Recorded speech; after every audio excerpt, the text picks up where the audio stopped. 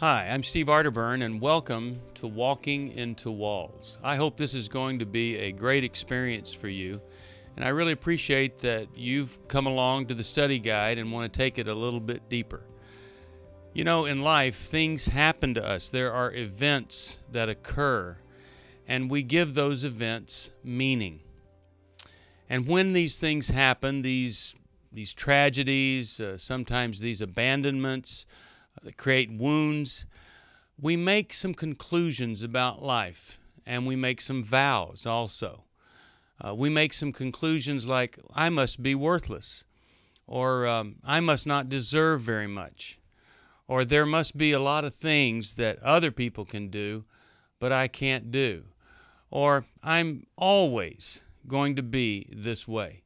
We make these conclusions, and they're not really true. We make some vows. We vow, I will never let that happen to me again. I will never get close to another human being. I will never be vulnerable. All of these vows that we make limit our lives and keep us stuck in a place where we really don't want to be. And sometimes we wake up at age 20, 30, 40, sometimes 50, and we realize that we're living in a rut, but that God has called us to a life of freedom. And God's life is not a life where we're stuck just living off of half-truth conclusions and vows that we made younger in life. You know, God's life is full of purpose, and it's full of meaning. And I think the thing that sometimes we miss the most, it's full of mission. He wants us on mission. Now, in this study, there, of course, are some very obvious walls.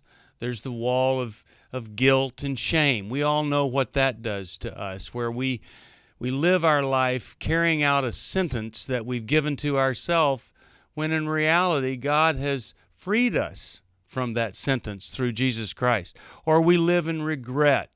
Or our life is filled with anxiety. And we know, for instance, that a wall of anxiety will prevent us from connecting with other people in a meaningful way. Well, there are a lot of less obvious walls. And during this book, we're going to go through 5 walls that aren't quite so obvious. Now, it's one thing to be aware of those walls.